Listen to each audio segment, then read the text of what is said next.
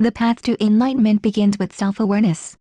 A self-aware person is one who is capable of impartially observing his or her own thoughts on a continuous non-judgmental basis and take corrective actions as may be required. The key phrase here is continual basis, not just once in a while when you happen to remember. You are already capable of watching your thoughts, but have been mostly conditioned to allow them to free flow without autonomy. Much like being unable to see the trees for the forest, it is the incessant activity of the mind that prevents you from seeing thoughts for what they really are. Mostly useless, repetitive and harmful to the psyche. The thoughts being referred to here are heard in the mind in one's preferred spoken language. When you speak those words in your mind, you are aware of what the words are. In other words, you hear them.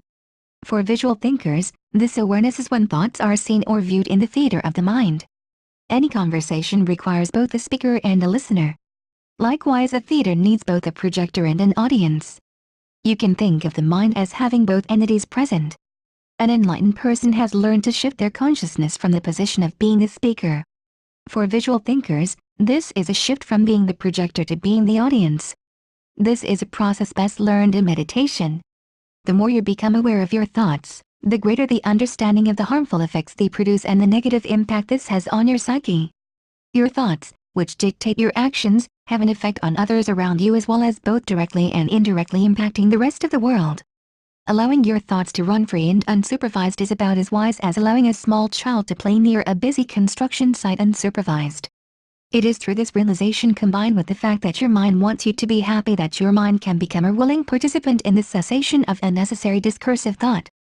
In other words, when your mind realizes that it is causing you and others suffering, it finds itself in conflict with the need for happiness, and thus relinquishes its role as the producer of an estimated 60,000 to 80,000 thoughts per day that the average person has. This is where one encounters the silence of the mind. Silence of the mind is the source of true intelligence, genius and inspiration. Some of the world's greatest minds, like Albert Einstein and Nikola Tesla, were very aware of this. From the silence of the mind flows all of the most wonderful qualities of the universe, such as unconditional love, compassion, joy, peace, tranquility, equanimity, acceptance, and an all-pervasive sense of knowing and belonging. The more time spent in this silence, the better one becomes at watching their thoughts when they do arise. Those thoughts, when they do appear, seem to take on a much softer, quieter tone to them, which in turn makes them easier to let go of, without having to jump on the bandwagon and follow them wherever they lead you. The better you become at watching your thoughts, the more enlightened you become. Enlightenment is not so much a state you enter, as it is a journey. The further you travel along the path, the deeper the state you will find yourself in. The most important thing to remember is to never judge your thoughts. They are what they are. Because the mind operates in feedback loops, judgment only feeds the loops and will eventually create a new thought loop. It is for this reason that all paths of either enlightenment or religion or self-improvement stress the importance of non-judgment. Simply observe the thoughts and take corrective action, such as letting go of the thought, not acting on impulse, and choosing not to follow it just to see where it leads.